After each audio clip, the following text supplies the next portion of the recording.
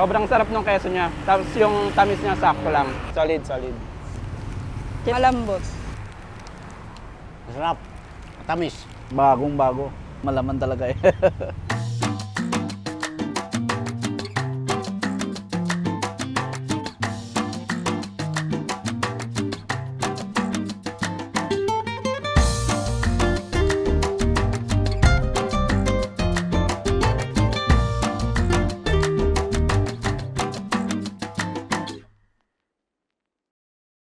Soft, pillowy, sweet, buttery, and strings of cheese falling willfully down your chin. There is no greater pleasure than eating a freshly baked ensaymada. There are several theories regarding its true origins, and one traces it back to the Arabs, who were inhabitants of Majorca as early as 1109. Supporting this claim is the Arab word samin, which purportedly influenced the Majorcan word saim in ensaymada. Another theory points to the Majorcan ensaymada's Jewish origins. It was said that a Jewish confectioner gave a pastry called bolima to King James I of Aragon, who conquered Majorca. Also spiral like the ensaymada, it was said to symbolize long life and represent the divine union of the divine and the human. The Philippine ensaymadas that we know today originated from Majorca, Spain. Originally spelled ensaymada with an I, it was derived from the Majorcan word same, which stood for pork lard, a key ingredient of the supposed original ensaymada. Back in the 17th century, the ensaymada was a celebratory pastry due to the tedious process behind it. Made of strong flour, water, sugar, eggs, mother dough, pork lard, and sugar, the Majorcan version is more bready and hardly as rich as the ensaymada that one would commonly find in Filipino bakeries. This is why our interest was piqued when we found a bakery that makes it closer to the traditional Majorcan way, but marries it with that unmistakable Filipino flavor we all grew up with. The owner's story, as we will soon discover, is layered and just as rich. Ako si Antonio Baloy, ang nagsimula ng Baloy's Bake Shop, home of the Ensaymada de Cavite.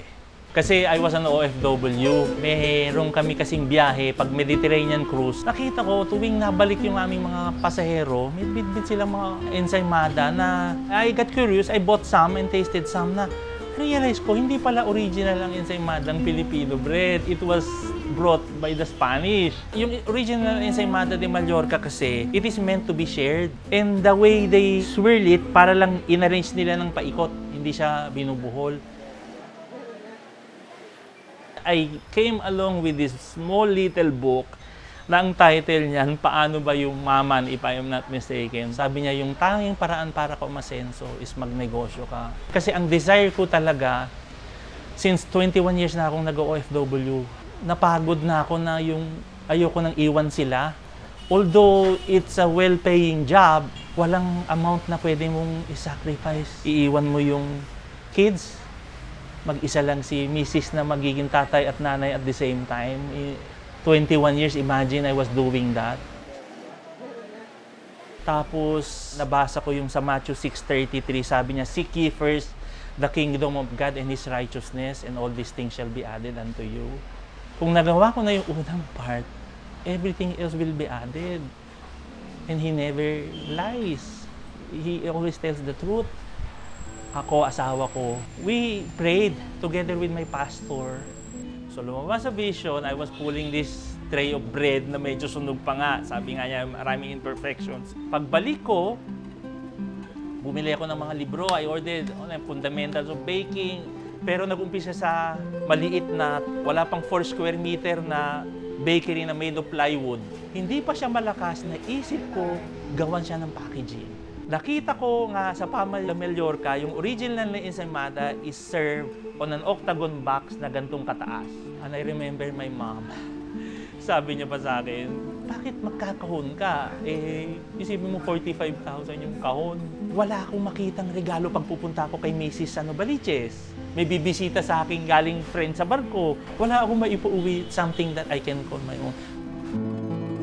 Tapos, andyan yung Cavite na word. So, if you're going to Manila, you're going to Bulacan, you have something that you can be proud of. Ito yung production area, tapos yung finishing area tawag namin. So, dalawang team. Isang production team, tapos isang finishing team. Dito namin bali ginagawa. I'm so thankful kay God, napakabuti niya kasi itong machines na to 40 years old na mahigit. Pero it's been with us mga 10 to 12 years, no? We only use machine to incorporate all the ingredients. The rest is being made by hand. So pagkatapos niyan, dilipat niya yan from figura, we call it figura, yung i-divide siya into portions to sa desired naming weight. Ipa-flatten siya, then ito yung sikreto, yung margarine. Bali, yan yung nagpapalambot. That makes the difference. Yun ang nagpa-distinct sa ensaymada namin sa mostly karamihan. Every sequence or stage na ginagawa namin, nagre-rest siya ng konting minuto, hindi na pupuwersa yung dough. We have 6 flavors. Classic, we have the ube, we have Bavarian, dulce de leche, makapuno, and then yung latest naming flavor is yung coco jam. Assuming naka-rest na siya ng maayos sa proofing boxes, yan na yung twirl na part. Nakaka-produce kami ng 800 to 1,000, sometimes a little over, every day. Si Romel ngayon, yung aming head hornero, sa sala niya, papakita siya ngayon. By the way, yung oven na yan, kubo pa lang ang aming bakery, nasa amin na siya. Kaya ako talaga tumigil is, I was only 20 years old when I started as an OFW. Na-realize ko talaga na hindi rin kaya talaga ng pagiging worker doon yung magkaroon ako ng financial freedom. Naisip ko, if I will do something para ako kumita ng sarili at hindi umasa sa aking mga anak when I get 65, 70 years old, I have to do something now. Kung may gagawin din naman pala ako, dapat umpisahan ko na ng bata ako.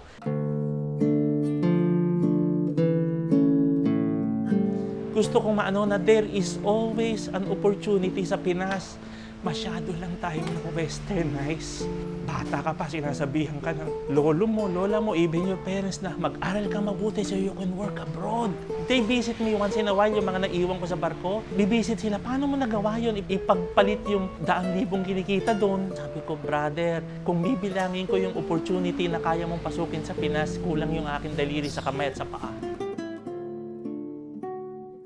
Wala kang bibilin sa Baloy's Bake Shop na tinapay na there is more than 24 hours. Kaya nga lagi siyang malambot, fresh, hindi siya matigas o hindi siya dried yung loob.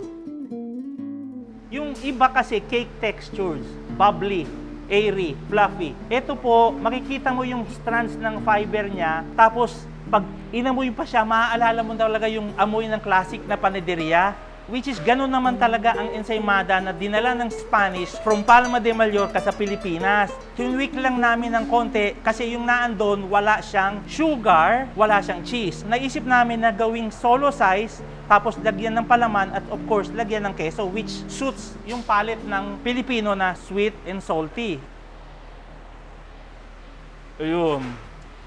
Yung chew na sinasabi ko na nagmamarka yung ngipin mo sa kanya. Since the beginning, si Kuya Rene nasa amin na, no? He's been a baker for 14 years. Nag-compliment siya sa akin. Ako naman, yung knowledge ko as an OFW before, I've seen a lot of places. Nakatulong yun, nag-gel kaming dalawa. So, we created this method. Halos lahat yan sila, if you will ask them, they've been with us mga 10 years. Yun ang isa siguro sa aming, should I say, milestone. Kasi in a way, we help them sa kanilang livelihood. At the same time, since ito nga ang bread and butter namin family, nakakatulong din sila sa amin. Regular employees sila lahat. They get all the benefits. We value their loyalty. Kasi, obvious, kung hindi sila treated well, they won't last 10 years. You give what is due to them. In return, they will be compassionate sa lahat ng kanilang ginagawa. And it will come out sa aming product na ilalabas. Hindi dapat maiwan ang employee ng negosyante. Kapag naging successful ang negosyante, dapat damay mo rin sila. Imagine tumigil ako magbarko. Literally, ang pera ko sa bangko was 120,000 pesos. Hindi siya sasapat. No? But I obeyed, no? And I trusted Him. That's the most important thing. At saka yung pinanghawakan ko, if God gave His only Son, Jesus Christ, wala na siyang ipagkakait eh. Ang aking mai-advise lang, unahin mo siya. In everything you do, no? Siya ang number one lagi mong priority. You put your faith and trust in Him and walang hindi na ipagkakait.